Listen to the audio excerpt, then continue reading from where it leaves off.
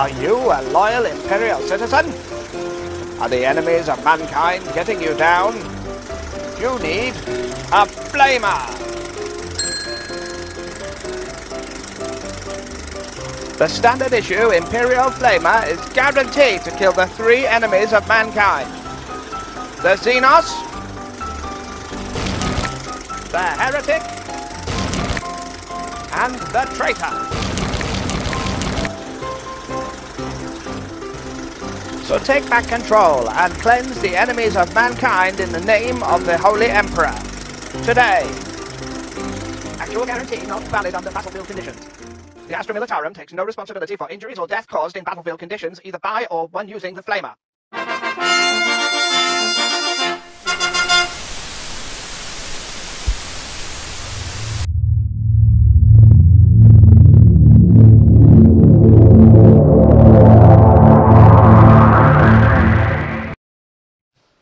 Hello and welcome to another Blackstone Fortress character focus video, here with bearded brushstrokes. Today's video is going to be on Pious Vorne, the pyromaniac of the Blackstone Fortress adventurers. We're going to look at a little bit about who she is and what she's doing in the fortress. Then we'll talk about her vital statistics, both in Blackstone Fortress and in 40k.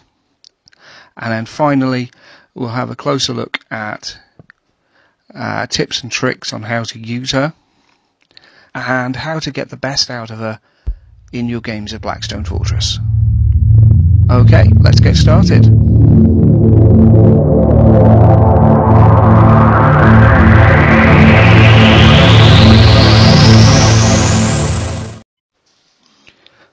Vorne is a missionary in the service of Thaddeus the Purifier, having been taken under his wing when she was little more than a teenager.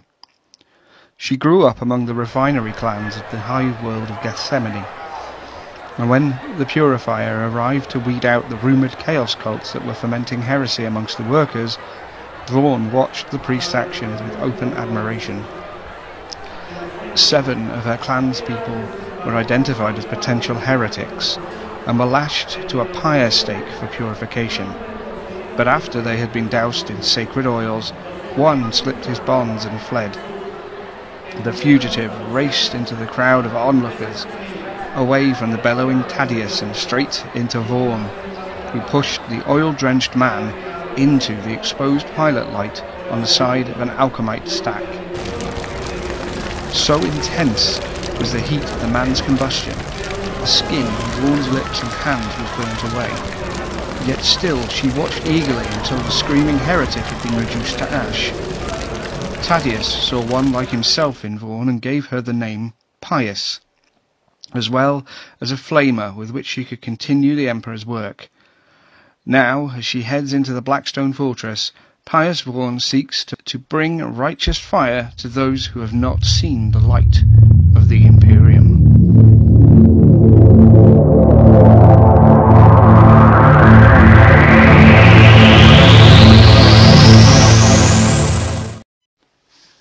Pious Vorne's stats make it really obvious, I think, what kind of role she's supposed to play within the Explorer's party.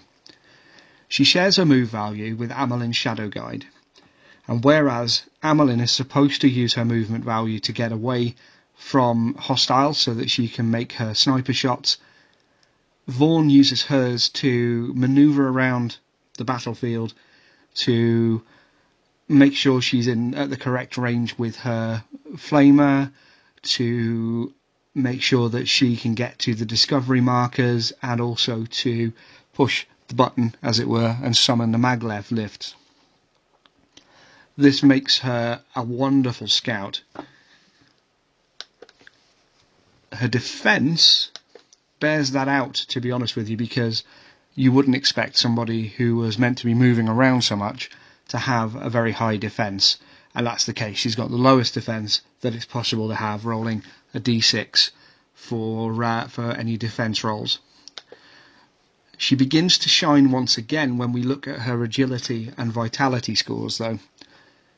Her agility again, coupled with that movement value, means that she's particularly good at making her gambit rolls, so she can get to the top of the initiative track and make really good use of that movement, getting her out of the way of the enemies and laying down traps, which we'll see later on. And her vitality means that despite her low defense, she's actually fairly good at staying on her feet and shaking off wounds. Unfortunately, she's got no method of getting rid of grievous injuries, so she does have to go back to Precipice once those have started accumulating. But until then, she's really manoeuvrable and quite an aggressive character. Moving on from her own characteristics then, if we have a closer look at her weapons. Her 1+ action is the Vindicator Flamer. Now, at a really close range, that is rolling a d6, and I think that's really to do with the fact that if you look at her flamer, it's very long, quite unwieldy, and it's not something you particularly want to be close to when firing a flamethrower. The same is true when we look at the far end of the range there at the 4+. She can fire to an infinite length with a d6, which I find quite funny to picture, to be honest with you. But moving back to the 2 to 3 range, that's where her weapon really shines, and that is a really nice dice to have there, the d12, with the best chance of getting a hit or a crit on there of any of the dice. She's not a slouch in close combat either, her 4+ action being the Vindicator Chainblade, which you can see along the bottom of the flamer. Again, she gets that d12. It's no good at any range other than 1, but you wouldn't expect that anyway from a melee weapon. Finally, and this is a very important attack, and we'll see why in a moment, the Cleansing Flames, which is a 6+ action, so it's pretty rare she's going to get to do it. She cannot do it at close range, and she can't do it at extreme range. She can only do it in that 2 to 3 hex block there. But she's rolling the 2d12 and picking the highest roll, which is absolutely fantastic. You're generating a really good chance of getting a critical hit. If we have a closer look there at the wording underneath the weapon action block, we see the word Torrent connected with Vindicator Flamer and Cleansing Flames. As you might imagine, if you've played any edition of 40k, for example, prior to 8th edition, you'd have that template for the Flamer weapons that would mean that you'd hit everybody under there, and you can imagine this sort of liquid ball of fire squirting forth from the end of the flamer there and dousing the area with flames. So it spreads out and it hits everybody in the same hex as the original target. And it ignores cover as well, because it doesn't really matter what you're hiding behind. It will find a way over it and under it and through it and end up toasting you. Pious gets to use her unique action to lay traps for enemies, which again makes it really important that she goes first in the initiative, or high up in the initiative, because what she can do on a 4+ action is drop 2 Inferno markers, little circle markers that you'll find in the kit there in the Blackstone Fortress box, onto a couple of the nearby empty hexes. They have to be visible and they have to be adjacent to each other. Anybody, friend or foe, who walks through those markers, through those hexes with the markers in them, Pious gets to roll a d8 attack against them, ignoring any cover. As you can imagine, there's this wall of fire. That can be really useful in a couple of situations. First of all, where you've got a natural choke point in the scenery, where on the combat map, where the enemies are going to have to come through a 1 or 2 hex gap, or where you can argue that they would logically walk around it. That makes it harder for them to get to you. There's also, if you're using a Nemesis player with the rules from White Dwarf and the Blackstone Fortress Annual, it means that when there's an intelligence behind the hostile movements and things like that, then the hostile player is going to make some very different choices on how they move if they've got this wall of fire in the way. And I also think it's a really characterful action that she can make, and again plays really well to that role of being a scout. The importance of the Vindicator Flamer action, though, is really the secret agenda for Pious Vorne. She becomes inspired through the normal means of getting 3 inspiration points and sacrificing them to flip her card over and use her inspired stats. But her secret agenda is to slay 3 hostiles with a single cleansing flame weapon action. That can still be quite difficult, even rolling 2d12, because really you're hoping to get a crit, or for you to have previously softened up the enemy, or your teammates to have done that for you as well, so you only really need to knock a wound off, etc. But once it's done, Pious Vorne becomes inspired, and I'm not going to go through her entire inspired character options, but quite a bit changes on her, so let's have a closer look at what's different. First of all, her defense value goes up a dice, which is fantastic news. It means that all of her save dice are the d8, which makes things quite easy to remember for a start, but also means that she's that bit more survivable. Where things really change are her weapon actions. The Vindicator Flamer, as you can see here, changes from being a d6 at 1 hex range to the d8, and the same for 4+ hexes. At range 2 to 3, it changes from a single d12 to 2d8, picking the highest of those. The Vindicator Chainblade becomes Savage, first of all needing only a 3+ to activate now, rather than a 4+, and rolling 2d8 and picking the highest. And actually the Cleansing Flames is relatively unchanged in terms of, well, completely unchanged in terms of how much damage it does, but it's now usable on a 5+, which makes it much more likely that you're going to get to use it, and it is her very best attack. On the battlefield of the 41st millennium, Pious Vorne's role changes quite significantly. Whereas I've characterised her as a super quick, vicious, a little bit of a killing machine really, but as I say, more of a light armoured scout in the Blackstone Fortress itself, on the actual battlefields of 8th edition 40k, she's a very, very different animal. Her movement is exactly the same as anybody else's. She's got a better weapon skill than most. She's definitely a melee combatant. They've given her a 4+ ballistic skill, which I don't understand the reason for. She's firing with a flamer weapon that automatically hits its target, so I don't know why she needs that really, but probably there for the sake of completeness. Her strength of 3 isn't that much of an issue because Vindicator, used as a melee weapon, gives her +1 strength. And her toughness of 3 might be a bit of an issue. She's got 3 wounds and 3 attacks, which is fairly standard for a character, I suppose. And her leadership is 7. I would have expected that to be higher. She seems quite convinced of the righteousness of what she's doing. The Emperor is looking out for her.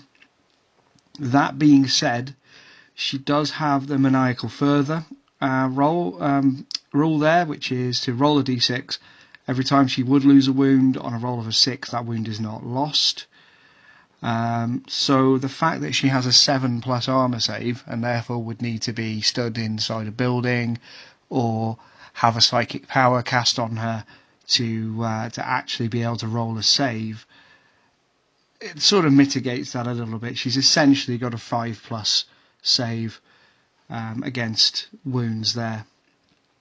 The Zealot rule, which she shares with her friend and mentor Thaddeus the Purifier, means that she re-rolls hits on the turn in which she makes a charge move or performs a heroic intervention, always charged by the enemy. So she's not a character that your opponent is maybe going to want to charge, or to have her charge in. She can help boost a bit of combat a little bit.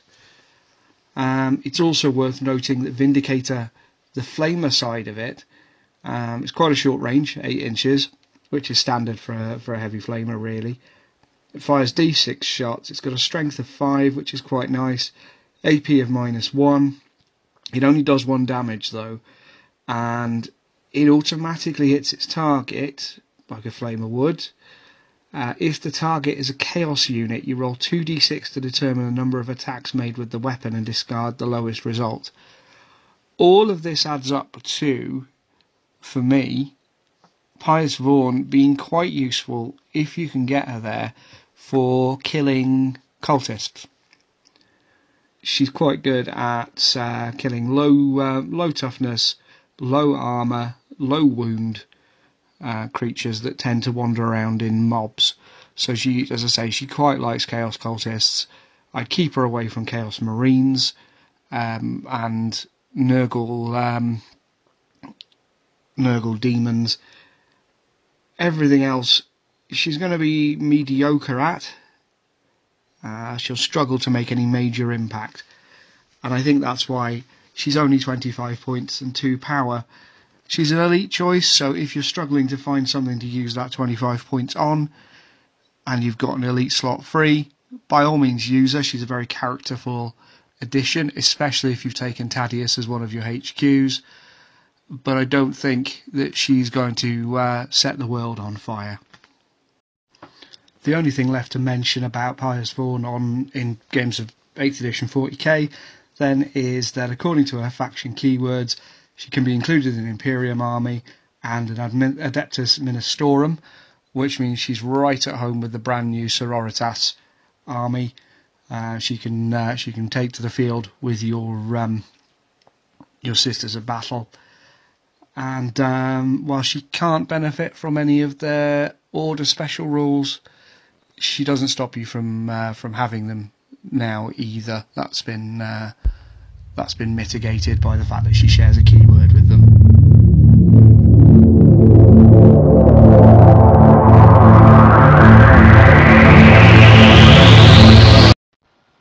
In this part of the video, we're going to be looking at how to get the best out of Pious Vorne. To begin with, we'll have a look at how to maneuver her around and best use her abilities. Then we'll have a closer look at some of the characters you might want to take along with her. And then finally we'll finish on a combination that I happened upon that I think is absolutely hilarious, and if I ever get the chance to try it, I think it'll be spectacular. Okay, here we go. So here we have Pious hiding from a group of traitor guardsmen behind some line of sight blocking terrain. What we're going to do to sort out these traitor guardsmen is to move around the outside of this terrain hex, shoot that group there in the hex all together, hopefully killing them, and once we've done that, drop the inferno markers and retreat back behind the terrain. That means that when those traitor guardsmen get their activation, they're potentially going to run straight into a wall of fire and at least get damaged, if not completely wiped out if we're lucky. We've seen how much of a manoeuvrable, flexible, downright badass that Pious Vorne is in Blackstone Fortress, but she can't do it on her own. There are quite a few characters that complement her really well. My top choices though would be Thaddeus the Purifier, mostly for his healing ability, but also because of the lore around that. It's nice to be able to have both of them on the battlefield at once.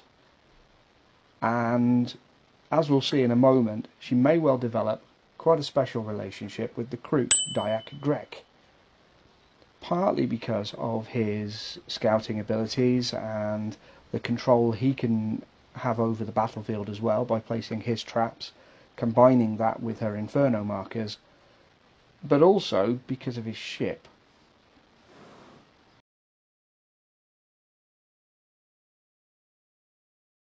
You may be wondering what's so special about Diak Greg's ship, the Krav-Cha-To. Well, it comes down to that target illuminator support ability. Like all the support abilities, it's only available once per expedition, and if it's used by somebody other than the owner of the ship, then it's on a 6+ action. But since we're going to be using it in combination with Cleansing Flames, which is a 6+ action anyway, and it gives us a weapon action without spending an activation dice, we're not losing anything. Now, this is best used against a hex that has 3 hostiles in it with 3 or less wounds, and the reason for that is that when using this ability, the weapon action that you take will automatically crit, and that means doing 3 damage. When you use Cleansing Flames, because it's got that torrent ability, it's going to hit everything in the hex. That's fabulous for Pious Vorne, because her inspiration comes from killing 3 enemies with 1 weapon action in a given turn. That weapon action having to be Cleansing Flames.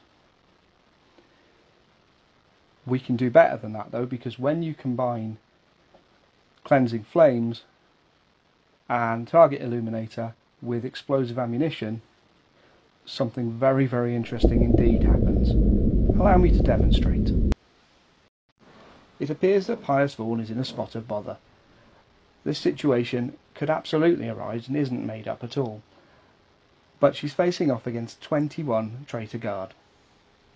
Each of those guardsmen has 2 wounds. There would also be 3 Traitor Sergeants hiding in there who have 3 wounds apiece. That's a total of 45 wounds in front of her. This is going to take some doing. But just so happens that using Target Illuminator, Explosive Ammunition and Cleansing Flame means that every single one of those guardsmen is dead. If she targets the central hex, then the central hex and all adjacent hexes get hit for criticals on all models in them. That means in one shot she's killed all of those guard, becoming, by the way, automatically inspired if she wasn't already. Not bad going. Thank you very much for listening and watching the video. Please do all the usual YouTube stuff, like, subscribe, comment, share. Check out the description as well for links to all of my social media, as well as Teespring and Patreon. Thank you very much, and be kind to yourselves.